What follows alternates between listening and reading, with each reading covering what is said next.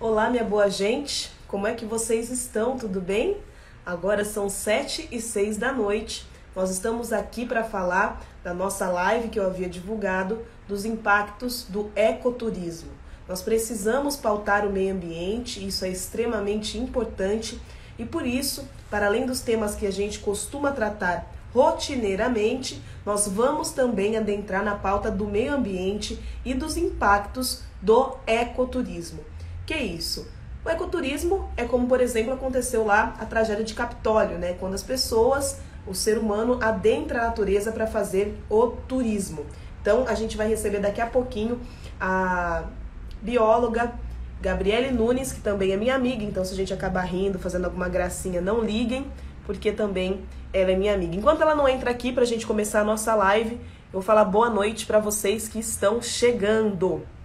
7h07 da noite. Haroldinho, boa noite, como você tá? Tudo bem? Olha só, Haroldinho, Ricardo Beraldo, Fegorla. Vocês têm uns arroba meio esquisito, viu, pessoal? Porque às vezes eu não sei nem quem que é esses arroba bem esquisito, bem esquisitão. Então vocês falam boa noite aí e colocam o nome de vocês, tá bom? Isa Arsênio, maravilhosa, pauta importantíssima. A natureza está respondendo real. Isa, olha, eu vou trazer a Gabes aqui, mas vejam bem, a gente vai começar a discutir isso ou a gente vai ficar todo ano lamentando as tragédias que acontecem, né? Os alagamentos, né? O desabamento de terras. Desculpa que eu não sei os termos técnicos, por isso que a Gabriele Nunes, a Gabes, minha amiga, vai falar com vocês também.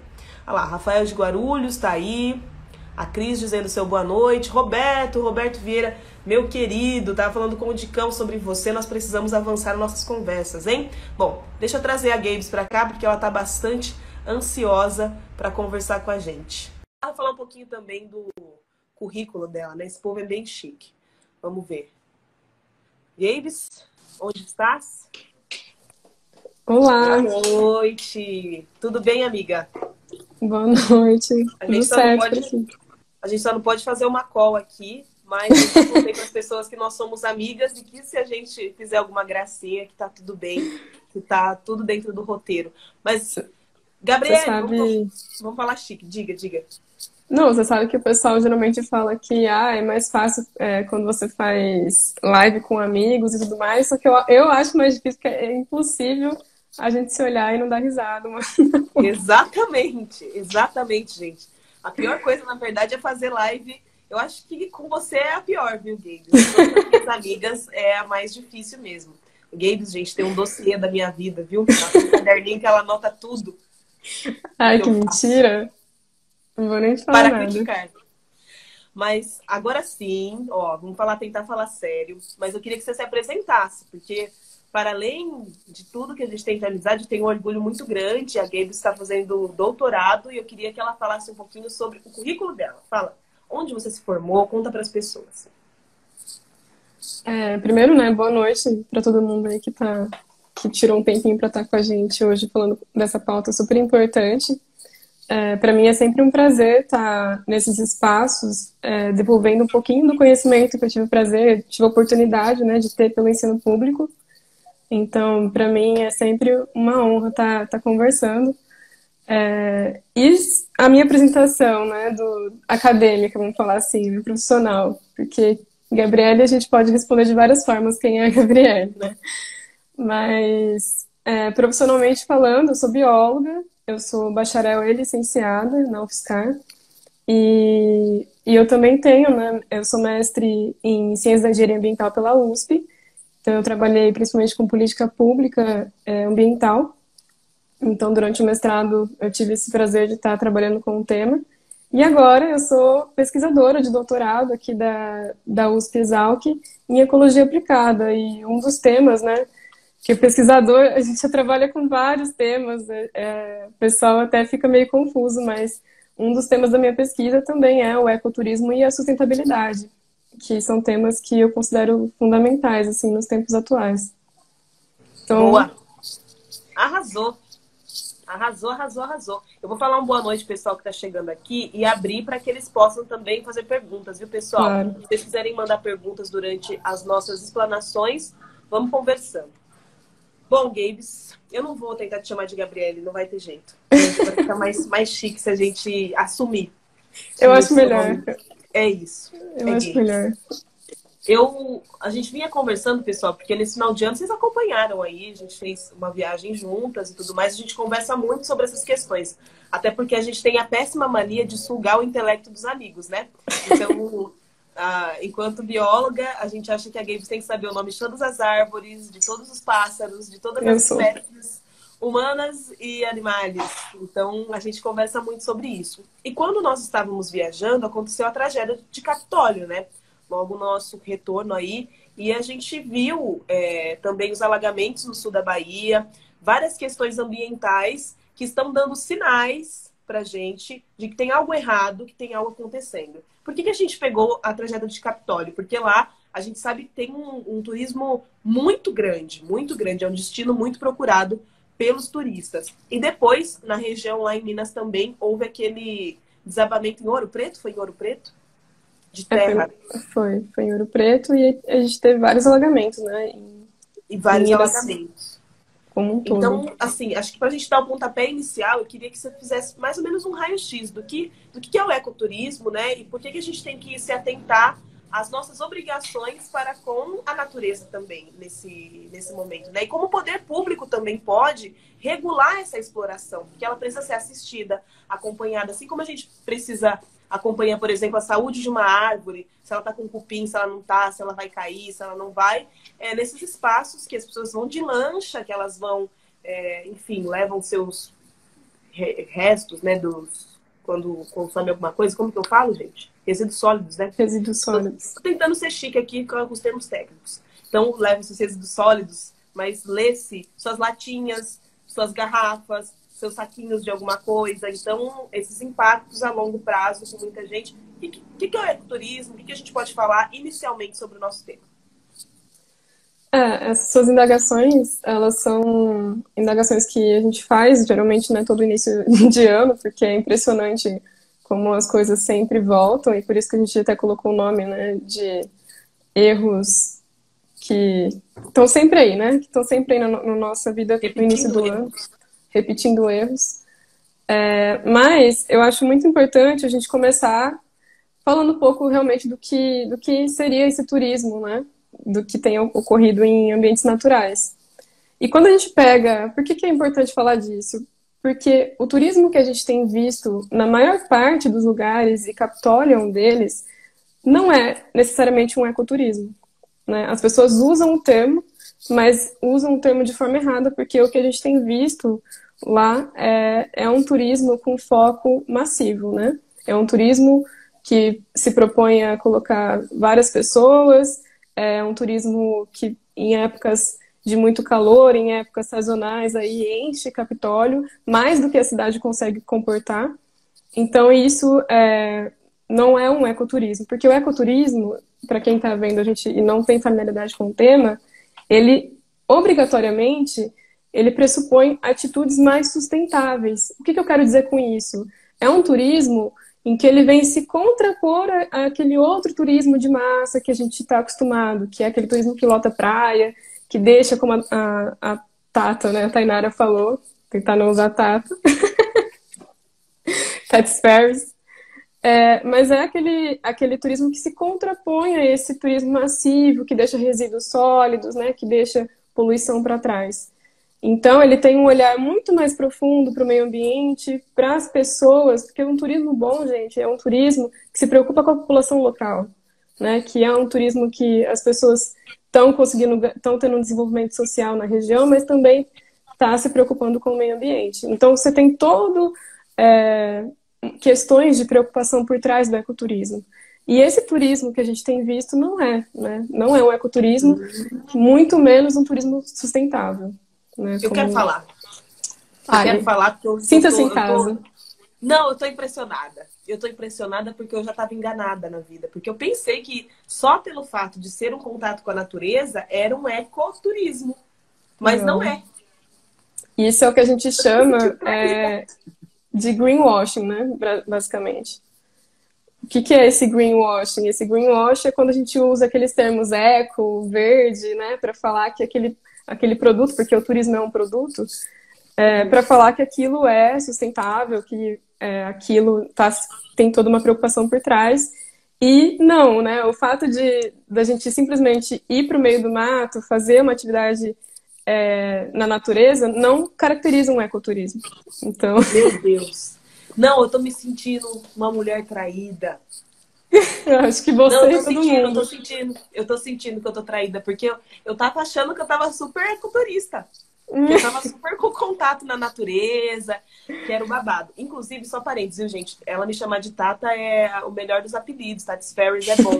Agora, quando ela chama de patifaria, é porque a coisa ficou feia. Mas Eu tô vamos tentando lá. ser polida. Tá tentando ser polida. Vamos tentar imaginar, Gabes, eu não sei se você vai saber me falar, mas, por exemplo, Noronha. Quando dizem que É. quando vai pra lá, tem tudo taxa pra um monte de coisa, tem um monte de regras para entrar em vários lugares, tem um monte de pré-requisitos. Isso seria um ecoturismo ou também não? Só porque põe taxa em tudo, não é por aí? Como que é? Olha, o fato da gente ter algumas restrições, do ponto de vista ambiental, isso é bom. Por Uhum. quê? Porque você está restringindo o número de pessoas que aquele local suporta, né? Então, todos os locais ele tem uma capacidade de carga que a gente chama, que é uma capacidade em que pessoas podem ir para lá e ter impactos mínimos. Eu não vou falar sem nenhum impacto, porque toda atividade humana, gente, Tem gera um impacto. impacto. Isso em qualquer situação. Então, partindo disso, a gente tem que trabalhar o quê? Para ter o mínimo impacto possível. E quando a gente tem essas restrições, do ponto de vista ambiental, isso é bom. Mas a gente tem uma série de questões sociais, né? Então, quando você tem restrições, a gente está, querendo ou não, passando um filtro aí em termos socioeconômicos, né? Então, para Perfeito. a gente falar de um turismo sustentável, um ecoturismo, a gente precisa ter um olhar um pouco mais profundo e ver se a população que mora lá perto tem acesso a isso. Então, geralmente, a gente tem medidas da população do entorno pagar menos, uma taxa menor, ou né, não pagar nada. Por exemplo, quando você vai, vou dar um exemplo de fora, quando você vai para Machu Picchu, as populações locais ali não pagam para entrar ou pagam uma Hum. taxa mínima. E isso é interessante porque você viabiliza pessoas de baixa renda a terem acesso àquele local. Mas não Perfeito. necessariamente deixa várias pessoas entrarem ao mesmo tempo. Não, fantástico. Essa questão de falar sobre a população local é importante, porque o que eu vejo em muitos lugares são pessoas que moram em regiões turísticas pagando, agora estou falando de condições socioeconômicas, gente, já volto para o meio ambiente, mas pagando o mesmo preço, as mesmas taxas do que o turista. Porque, infelizmente, há uma exploração. Tipo, o turista vem, ele vai ter que comprar aqui, então vamos cobrar mais caro. E aí, às vezes, a população local acaba pagando o mesmo preço das coisas que nós que vamos, de certa forma, dos turistas que vão preparados para pagar taxas, preparados para pagar um pouco mais caro na alimentação, num prato de comida, Sim. enfim. Isso é bastante importante. Eu quero ler o comentário aqui do Roberto, eu preciso encontrar aqui. Tá, essa live já me ensinou o conceito correto do ecoturismo. Pensei que tudo fosse ecoturismo, tá vendo? É Ah mais um lá, enganado, é mais um traído pegadinha do como eu. malandro. Eu fiquei triste, eu É, fiquei. Porque eu tava achando que eu tava arrasando. Fazendo as trilhas, fazendo os negócios, eu tava achando que eu tô. inclusive, isso é uma coisa que a gente vai falar, pode falar mais pro final, mas o que você falou de depois a gente volta pro ambiental é muito importante porque os temas, eles não são caixinhas, gente. Não existe a caixinha social e a caixinha ambiental. Os temas, Perfeito. eles se conversam, tá? Então, porque não tem como a gente falar de proteger o meio ambiente se a população estiver passando fome. Então, essa comunicação entre os temas, ela tem que ocorrer. Então, a gente fala socioambiental por conta disso, porque hoje a gente já tem o entendimento de que os temas, eles têm um fluxo, né, entre eles se influenciam aí. Então, é Perfeito. muito importante. Fantástico, gente. Antes de eu comentar o que a Games colocou, vou fazer o parênteses da risadinha, né?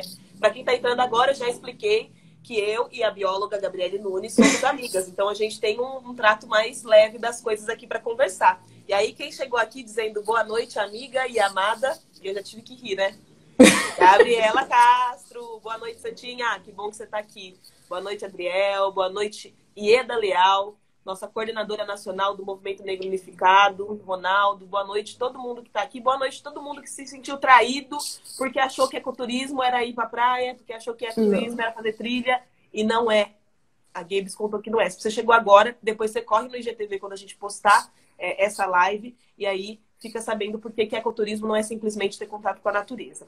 Agora, isso que a Gabes colocou é fundamental, né? Essa questão das caixinhas. Assim como os seres humanos não se encaixam em padrões, os temas sociais que envolvem a humanidade também não. Então, quando a gente fala de meio ambiente, não dá para falar sem falar também das condições socioeconômicas das pessoas, falar de cultura, falar de esporte, falar de lazer e todas essas questões, né?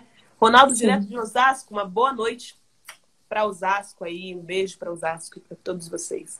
Mas diga, Gabes, por que nós não podemos tratar nas caixinhas? Conta tudo que você preparou aí para falar com a gente. O pessoal pode mandar pergunta também, viu? Por favor, mandem perguntas aí, que esse é o momento.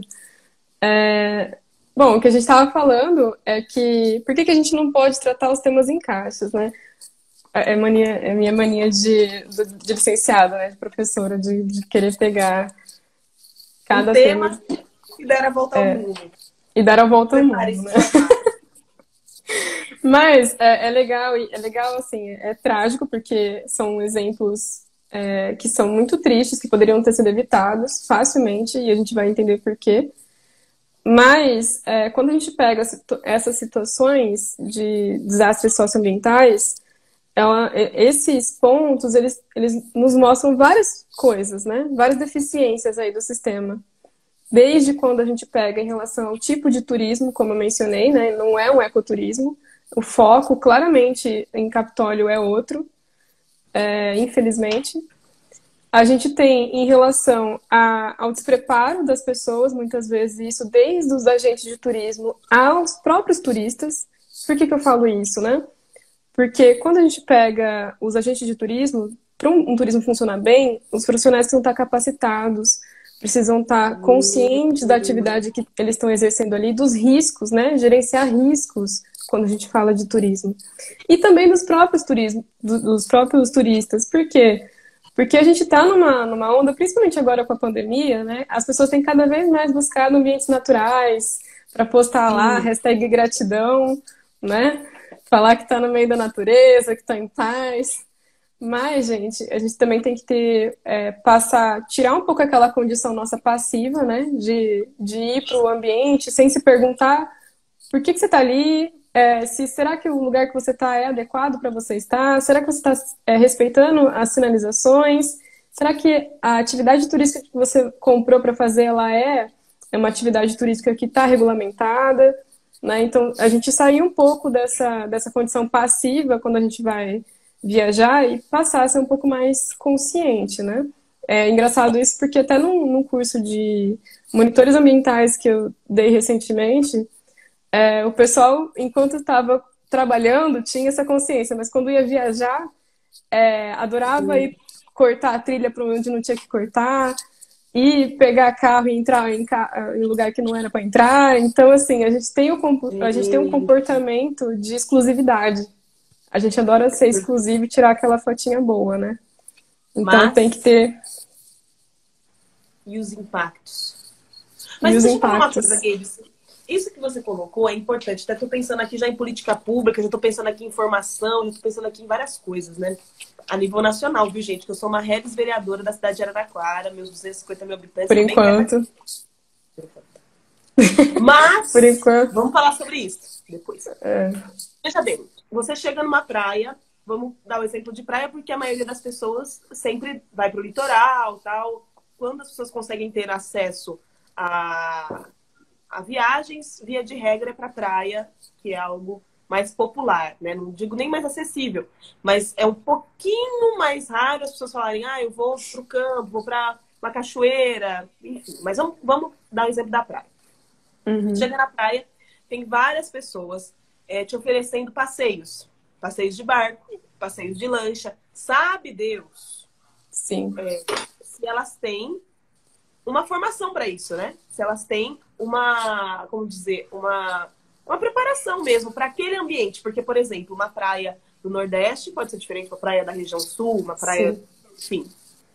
Só para dar exemplo, né? Então você chega lá, tem uma pessoa que muitas vezes não está licenciada, que ela não sabe como explorar aquele espaço, ela fala, não, sobe aí que a gente vai fazer uma parada ali naquela ilha, a gente para mergulho não sei aonde, e a gente para não sei o que, fazendo não sei o que lá. E tudo isso sem nenhum tipo de preparo para explorar aquele espaço. Porque, como a Gabs colocou, tudo é uma exploração, né? Não tem turismo sem Sim. impacto, né? Onde tem ação humana, tem impacto ambiental. Então, sem uma orientação. Então, o ideal seria que existisse um programa nacional, até porque o Brasil é um destino muito procurado por turistas, além de nós mesmos, né, que exploramos as belezas naturais do nosso país, que preparasse essas pessoas que muitas vezes têm um meio de renda e de subsistência pelo turismo, para que essas pessoas pudessem se preparar e estarem conscientes dos impactos que elas estão criando com essa exploração. Então, uma lancha, um passeio de barco, às vezes até entrar numa cachoeira, levar essas belas latinhas lá, recolha essas latinhas, gente. Pode beber uma cervejinha nas belas entornos da cachoeira, bebam, mas tira de lá, bota no lixo, é reciclável, enfim. O que você acha, Gabe? Seria bom se a gente fizesse um programa nacional de formação para as pessoas, para o turismo? Porque não é tipo um curso... Vejam bem, gente, ó, vejam bem a minha ideia aqui. Acompanha comigo. Não é um curso, seria um curso como tipo curso de turismo de uma universidade. Isso seria o básico para todo mundo, mas cada região tem uma especificidade. Não tem como fazer um curso para todo mundo. Por isso que tem pós, que tem especialização. E seria um programa nacional, de acordo com cada região do país, para ver como explorar. Por exemplo, eu tive a oportunidade, no ano passado, eu estive em Belém do Pará. Em Belém do Pará, a gente pega o barquinho para ir para as casas, para os bares, enfim. Uhum. E lá eles fazem a exploração do açaí, né? Eles pegam o açaí, faz açaí lá na hora. Isso tem impacto de algum momento. Por exemplo, tinha uma avenida em cima do rio, dentro do rio lá, que a gente tem que chegar de barco, que era toda de bares. Então, nesse sentido, a exploração daquele espaço também tem uma especificidade lá. Populações ribeirinhas, pessoal que mora na beira do rio, que mora dentro do rio, muitas vezes lá as casas, né? Tem uma especificidade. É diferente de, por exemplo, a gente falar do turismo numa cachoeira ou do turismo numa praia. Enfim, tô falando demais, Gabs. Conta pra mim seus apontamentos a partir do que eu disse. Eu quero saber o que é isso. Wanda Moraes, turismo predatório. Depois a Gabs conta pra gente. O turismo predatório é o turismo de massa, né, que a gente fala, que é esse turismo que visa o capital, né? Na balança lá entre social, ambiental e econômico, o que pesa é o econômico, né? Então, o que você falou, comentou sobre a capacitação, seria maravilhoso, obviamente. O problema que a gente tem no Brasil é que, eu vou falar sobre isso aqui também, que no caso do Capitólio a gente teve um delay do poder público e um delay da iniciativa privada de Furnas, né? Mas o que acontece no Brasil é que a gente tem a Política Nacional do Turismo, de 2008, só que você sabe muito bem, Tato, que você ter uma política nacional não garante que você vai ter instrumentos legislativos para você regulamentar essa atividade, né?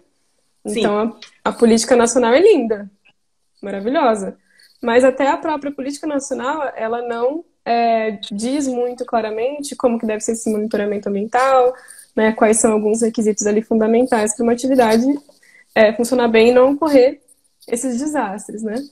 Então, o que a gente tem é que essas capacitações, essas regulamentações, elas são muito específicas do Estado e dos municípios, né? Quando a gente olha o panorama de política ambiental, no Brasil, pelo menos. Você quer falar? Não, tá, agora faz todo sentido. Porque, por mais que pudesse ser um programa nacional, seria um programa nacional de transferência de recursos para que cada região fizesse essa preparação. Você tem razão, porque as coisas acontecem no município e nos estados, né? Por isso que as regiões... E os municípios, gente, os municípios turísticos, no geral, eles recebem muito aporte financeiro para justamente fomentar e regulamentar essas atividades, né? Então, no Brasil, quando um município ele tem esse interesse turístico, a gente pega aqui no estado de São Paulo, a região de Brotas, Itirapina, ali, você tem todo o ciclo das águas, que é super fomentado, né, pelo estado, por exemplo.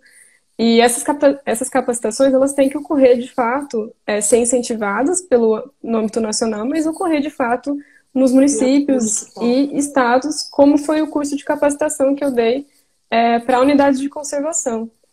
Então, tem que ser muito específico, mas o que acontece, por exemplo, o que aconteceu no caso do desastre, é que a gente teve um empreendimento ali de Furnas, né, como um todo, é uma concessão, né, que a gente fala quando o poder público deixa uma empresa privada, concede, não é privatização, tá? Concede a uma iniciativa privada uma determinada região porque ali tem um interesse público, né? Então, ali, por exemplo, você tem todo uma questão de recurso hídrico envolvido, né? Porque ali era uma hidrelétrica, enfim. Então, ela é concedida. E aí, o que acontece é que Furnas não terminou o licenciamento ambiental. As coisas estão começando a ser colocadas na mesa.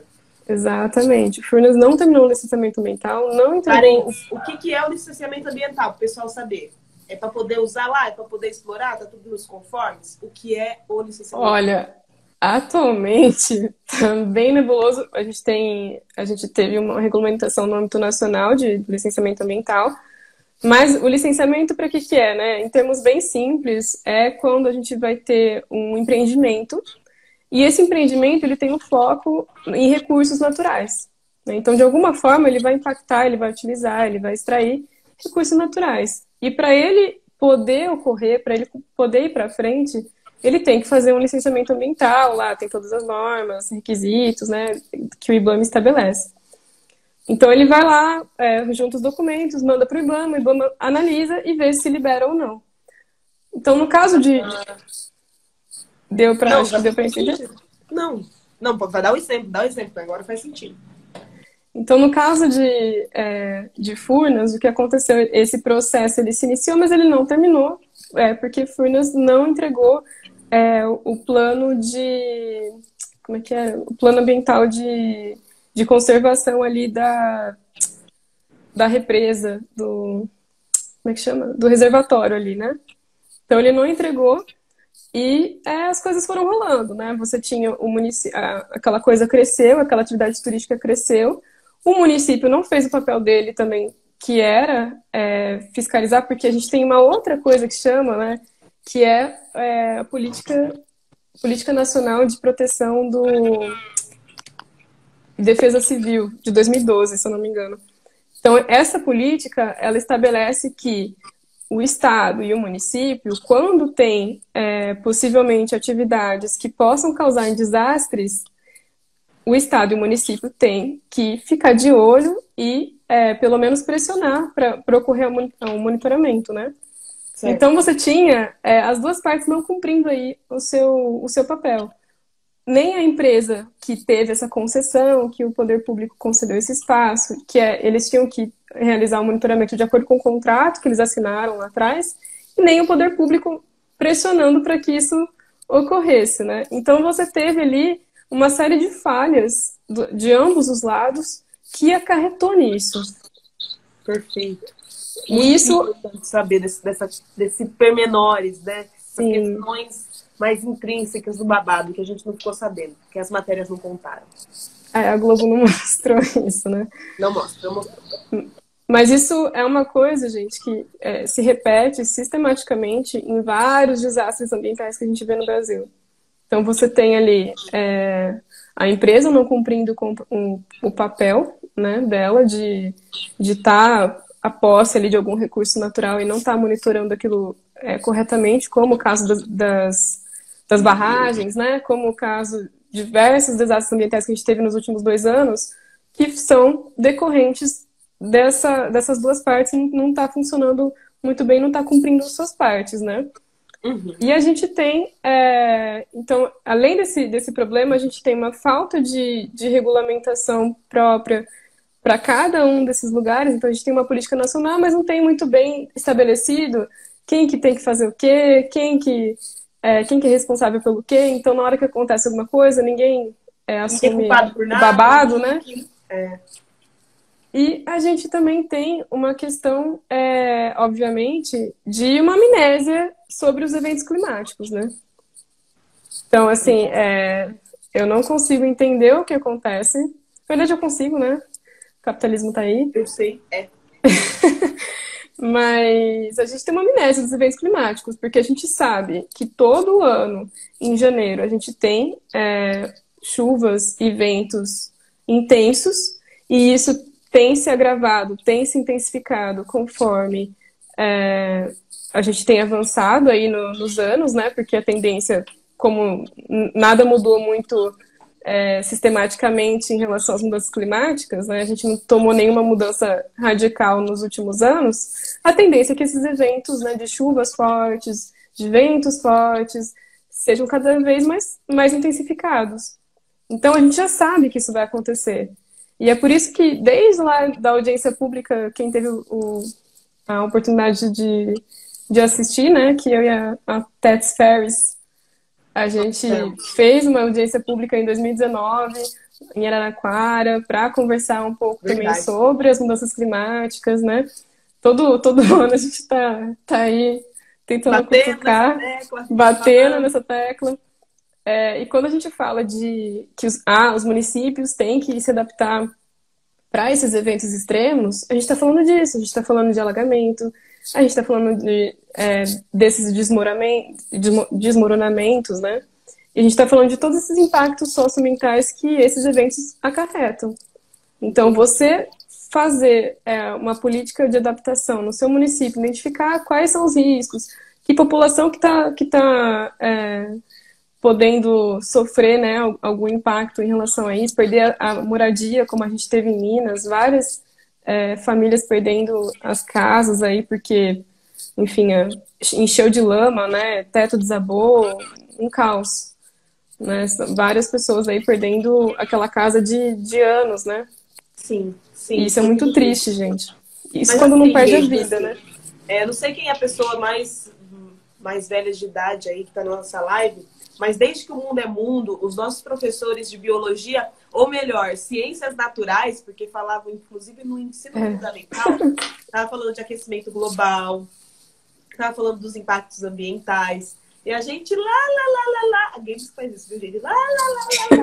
Lavando as mãozinhas, escovando os dentes, não sei o quê, com torneira aberta. Mas aí vem aquela discussão também sobre, mas os condomínios dos ricos a gente tem energia para iluminar coqueiro e não sei o que, água para grama, para molhar a grama. E tem outras discussões também em relação ao capitalismo, inclusive alimentação, sobre os litros e litros de água que são gastos para criar animais, Estou entrando em outras searas, mas a gente vai voltar para o tema já, viu, gente? Estou dizendo impactos ambientais do ser humano no geral agora. É um parênteses meu. Então, a gente, desde que o mundo é mundo, vem discutindo a questão desses impactos. A gente, desde que o mundo é mundo, está falando do que vai acontecer se a gente continuar explorando os recursos naturais como nós estamos, né?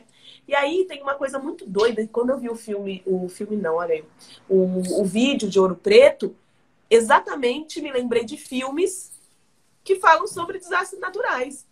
Filmes tipo 2012, filmes tipo aqueles que relatam toda a ordem de desastres. Então, começou a desmoronar lá o barranco, a terra, aí caiu num poste, explodiu lá o disjuntor e começou a desabar o teto e depois toda a casa histórica que tinha lá. Isso era, para mim, cena de filme. As pessoas correndo, as pessoas gritando. Então, tudo aquilo que estava sendo previsto em relação aos impactos ambientais está acontecendo. E quando a Games coloca que, por exemplo, a gente tem memória curta em relação aos desastres ambientais. Vocês lembram quem é do estado de São Paulo? Coloca aí. Quando São Paulo, várias cidades ficaram sem água, e sobretudo a capital ficou sem água, gente. Ninguém consegue ficar meia hora sem água para tomar um banho, tomar um copo de água. É muito difícil. Então, a gente precisa se responsabilizar e começar a fazer as discussões mais sérias sobre isso. Porque senão, entra ano, sai ano, acontece desastre. Enquanto minha casa não foi atingida, enquanto minha vida está salva, tá tudo bem. E não tá tudo bem. Não é sobre isso. Pensamos nisso, porque é sincronicidade de uma amizade de mais de 13 anos. Mas eu quero te contar uma ideia que eu tive, Games, antes da gente voltar pro tema. Hoje eu tava lá no bairro Maria Luísa 3, aqui em Araraquara. Inclusive, gente, quem tá acompanhando a gente, fala aí de onde que é essa de Araraquara, se é de alguma cidade do estado de São Paulo, se é de fora, enfim. Sim. O que acontece? Eu vi, o plantio irregulares de árvores.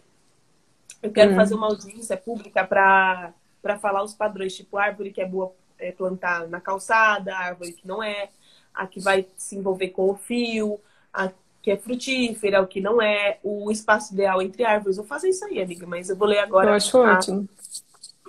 a questão da Silvia Bispo Simão.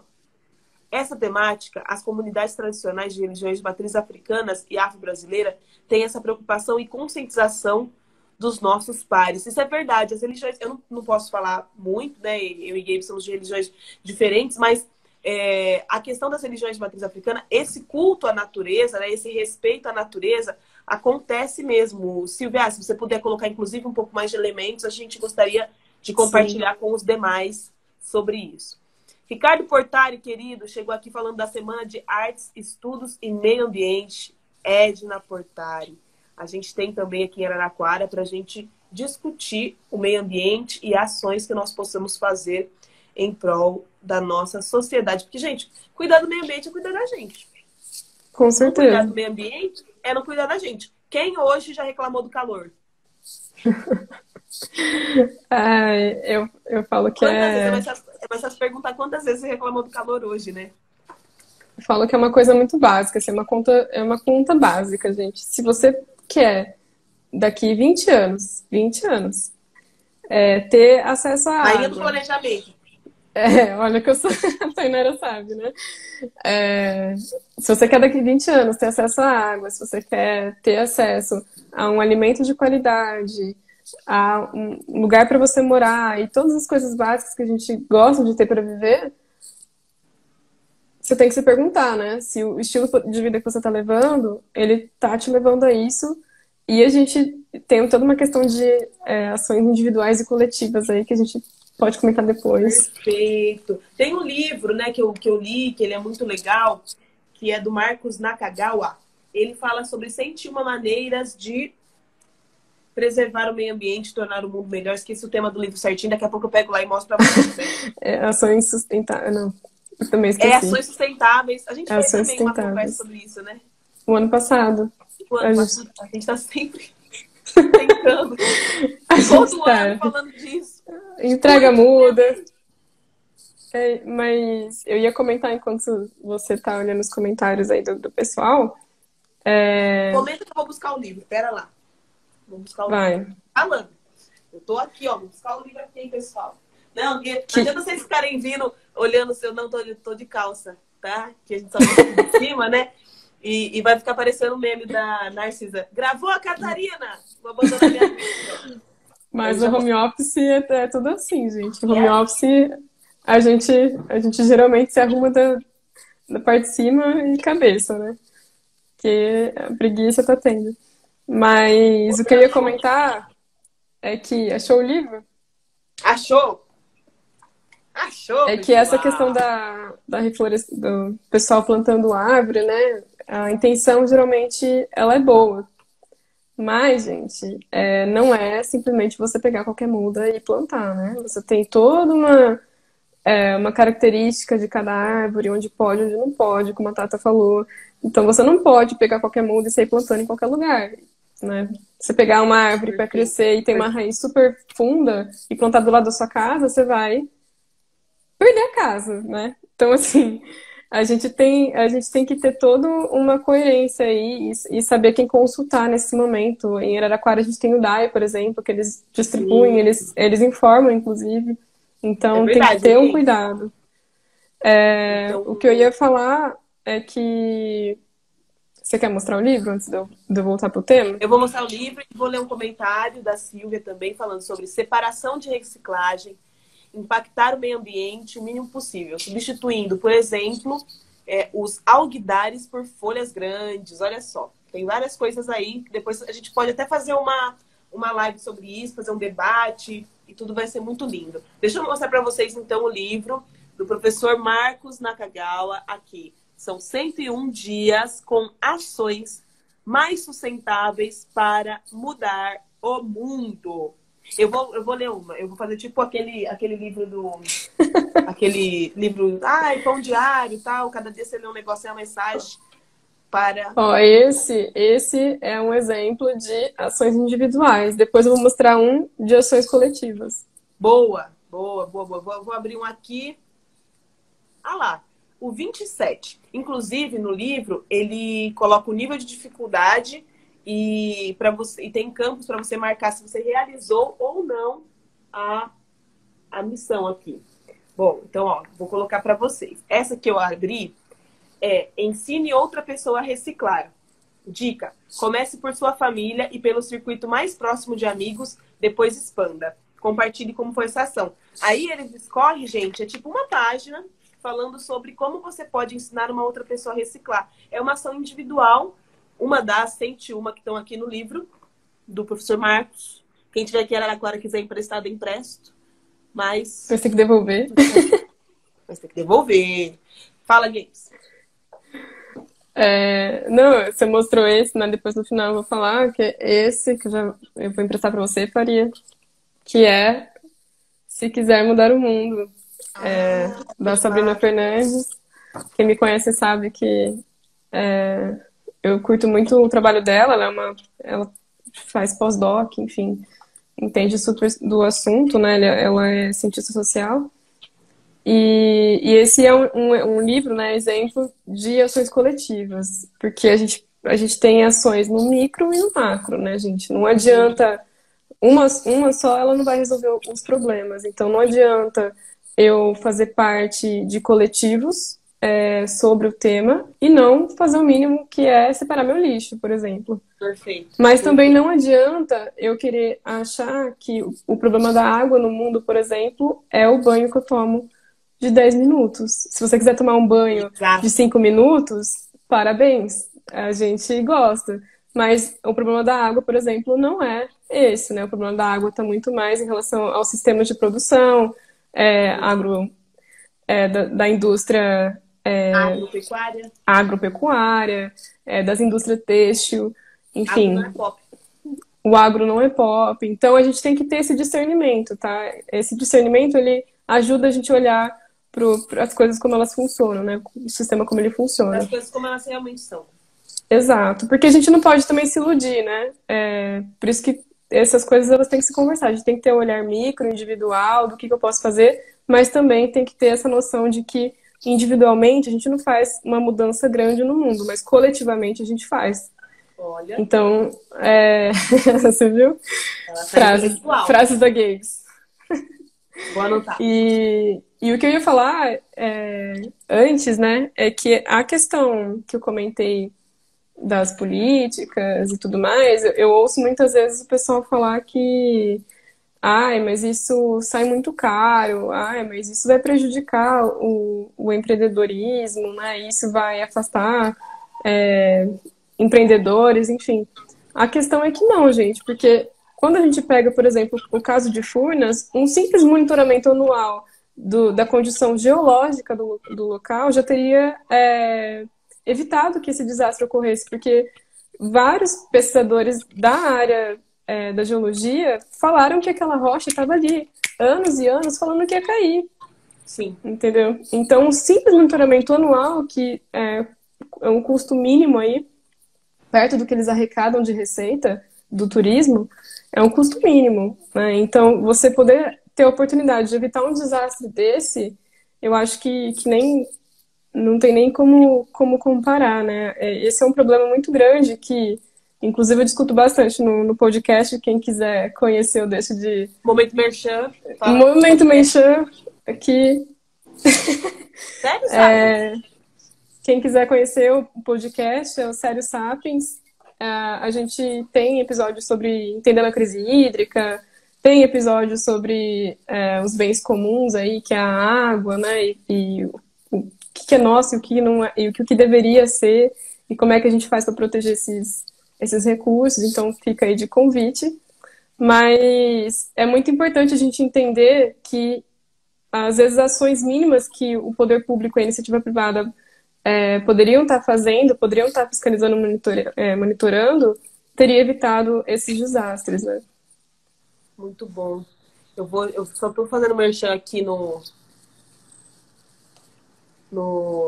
chat, mas é isso. O que nós, do poder público, aí eu me responsabilizo, poderíamos ter feito, ou poderíamos fazer?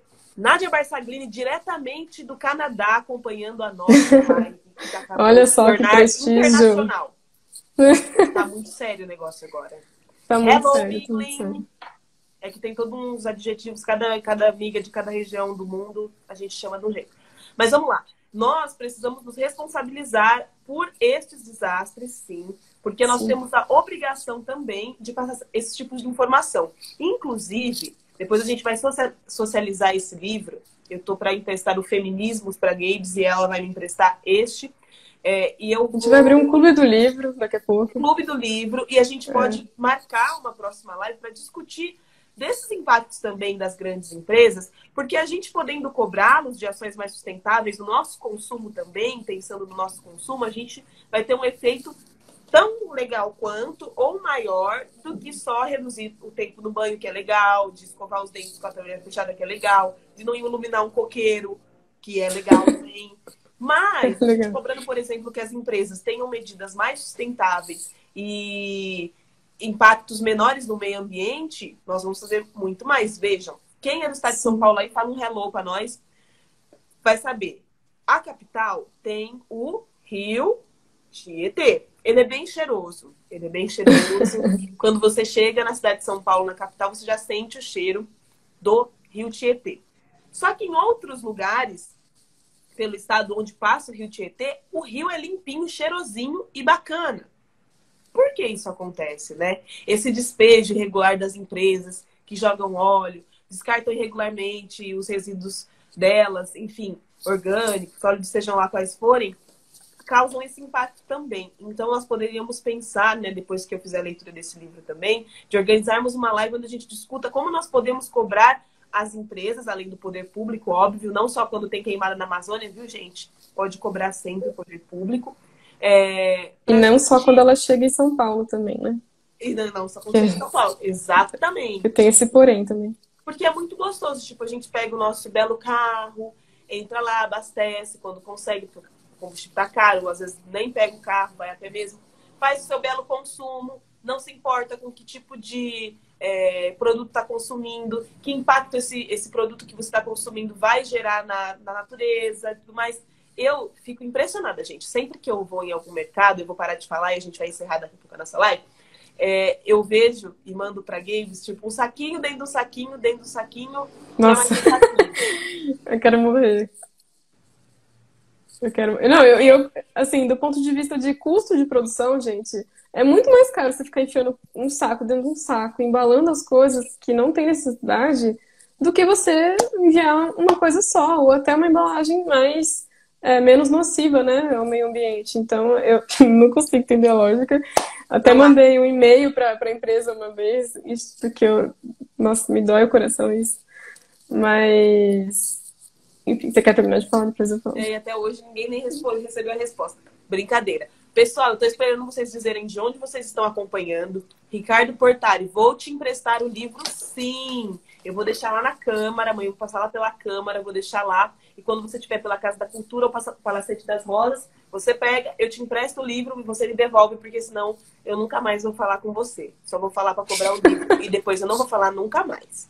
E aí, eu quero dizer para as pessoas que estão nos acompanhando, agradecer imensamente, lógico, eu vou passar para a Gays as considerações finais dela, para que a gente possa também propor novos temas e fazer deste tema uma discussão permanente. É isso que a gente se propõe. Não é só no período da Semana do Meio Ambiente, do Dia da Árvore, do Dia da Água, que se fala sobre meio ambiente. Tem que ser uma pauta presente no nosso dia a dia, que a gente tem que discutir sempre, até para que a gente se proteja de desastres naturais e também de poder ficar aí sem uma aguinha, né, sem um lugarzinho para morar, porque pode acontecer também, né, no caso, ficar ali num calor do cão que está fazendo nossas cidades. É difícil. E não é sobre comprar ar-condicionado. Não é só sobre resolver com ar-condicionado. Gente, aí tive mais uma ideia. E depois eu faço falar mesmo. É porque tem um amigo meu, o Raul, ele é arquiteto. E ele estava falando sobre arquitetura no Brasil e algumas questões. Por exemplo, quando vocês veem aqueles prédios grandões, espelhados, aquele tipo de prédio, eles têm um impacto ambiental muito grande, porque eles absorvem muito calor, faz muito calor dentro deles e tem que usar muito ar-condicionado para refrigerar aqueles espaços. Ou seja, cada país, cada região do país precisa ter uma arquitetura diferente, que dialogue com o ambiente, né? Eu não sei se é ambiente que fala, é com o clima. Clima, será que fala? Games, não tem conta. Daquele local. Perfeitas e Sim, faraônicas, eu concordo. é sobre o clima e também, a última coisa que eu vou falar é sobre, mas não é sobre querer transformar a cidade na Dubai, era Dubai brasileira? Ai, gente, que Não vergonha. é Que sobre vergonha isso, alheia do tá? Brasil. Quem já foi pra Dubai brasileira? Eu só Ai, quero que alguém Deus. que vai pra Dubai, que não vai ser eu porque eu não tenho dinheiro, fale assim, ó, no Brasil tem a Dubai brasileira, chama Balneário do Camboriú. Então vocês aqui são a Balneário do Camboriú dos Emirados. Ai, gente. Vergonha, não é sobre. Eu não Mas vou eu vou nem fazer uma live comentar, sobre isso, sobre arquitetura. porque tem que fazer, amiga, tem que fazer. Mas que isso, faça suas considerações finais faraônicas, porque eu falei faraó, eu falei. Falou faraó. E assim, É porque esse faraó é interminável, gente. Na viagem que a gente a fez, esse Santinha faraó. comentou aí, lindas e faraônicas. Depois eu conto a história do faraó pra vocês, meus stories, É, gente. não, a Diga, gente não Gabe, pode suas a gente considerações não vem finais. mais. A gente não Não vai mais vamos, nunca viajar. mais. Não pode. Vamos sim. Mas o que eu, o que eu ia comentar é que, para fechar, assim, é que é muito importante, além de todas essas ações que a gente comentou aqui, a gente lembrar desses pontos em momentos de eleição, tá? Porque as pautas, gente, não Eu não adianta combinei o isso. Eu não político. Não, combinei isso. Eu quero deixar registrado que eu não falei isso pra ela. não falou. E é sério, não falei mesmo. A gente nem conversou, na verdade. É, a gente nem E conversou antes de fazer live. a gente só entrou aqui. Estamos aqui, estamos aqui. Porque é muita transmissão de pensamento. E a gente. Por que é importante a gente ter essa memória em momentos de eleição? Porque as pautas eleitorais, elas estão muito congeladas no tempo, né? Então, muitos políticos não atualizaram aí suas pautas eleitorais. Então, continuam nas mesmas questões sociais, não vai além disso, né? Não fala do meio ambiente. A gente está em um momento crítico, segundo o relatório internacional da ONU, que foi soltado no ano passado. A gente está em um momento crítico, que a gente precisa tomar decisões efetivas. A gente tem indicadores aí sobre os Objetivos de Desenvolvimento Sustentável da ONU, que o Brasil não está cumprindo. Então, assim, a gente está num momento decisivo e é muito importante a gente lembrar disso nas eleições, tá? Porque a gente pega, por exemplo, o próprio caso de Minas Gerais, a intenção é que vocês também, acho que isso não foi noticiado, mas a intenção dos políticos ali da região era tornar ali um parque do Mirante e fazer o quê? Um resort num local perto do Lago de Furnas. E assim, quando a gente pega, cara, um resort perto de um suposto ecoturismo, né, gente? Qual é o impacto disso nas populações locais? Qual que é o escoamento de renda, né? Porque a renda não vai ficar ali para a população, vai para fora. Então, isso tudo provavelmente, né, em um grande interesse ali privado por trás. Mas é muito importante a gente lembrar dessas ações, sabe, que ocorrem durante o ano, desses impactos na hora de votar. E cobrar que os nossos, principalmente quem faz parte aí de projetos políticos, né, que estão mais dentro aí dos projetos políticos, dentro de partido, e quem não está também, de lembrar e cobrar os políticos de colocarem essas discussões em pauta, como a gente está fazendo aqui, como a Tata está fazendo aqui, porque não dá para ficar parado no tempo, gente. Não é mais o momento, sabe? A nossa geração está cada vez mais crítica em relação a isso e é muito importante a gente avançar. Fantástico. Excelente. O que está acontecendo lá? Você é abduzida. Meu Deus. Esse carro tá fervendo passando aqui nessa rua, pelo amor de Deus. Vai explodir. Olha, Só um segundo. vai explodir. Jesus, quase morri, mas eu vou explicar o porquê. Passou. O Fechar a porta, só uns minutos. carro tá precisando de uma água, hein?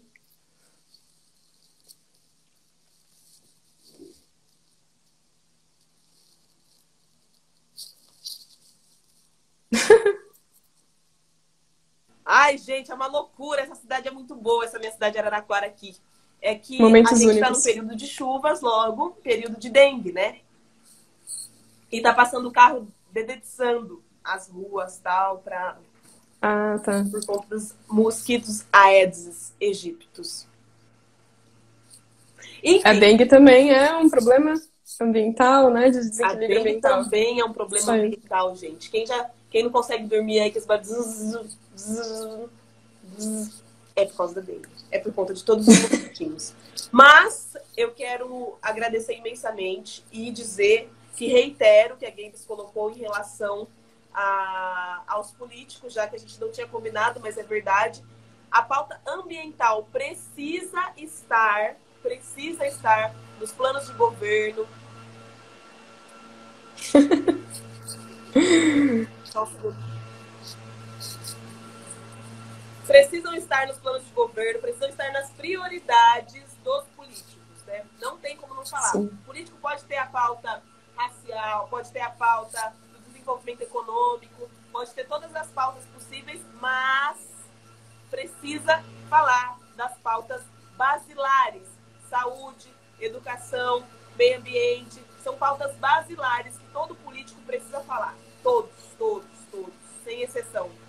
Ok? Sim. E agradecer imensamente a Gabes, dizer que eu vou colocar na descrição desse vídeo no IGTV o Sério Sapiens e também o livro do professor Marcos Nakagawa e as próximas discussões. Vejam, não percam os cenas dos próximos capítulos. Gabes, teremos muito obrigada muitas. mesmo por ter aceitado o convite para a gente dialogar e até a próxima discussão, Migles. Até a próxima discussão. Assim, Obrigada. Desculpa a gente barulho aqui do detetização. Beijo. Tá tranquilo. Fiquem com Deus. Tchau, tchau. Beijo, gente. Um prazer conhecer vocês aqui.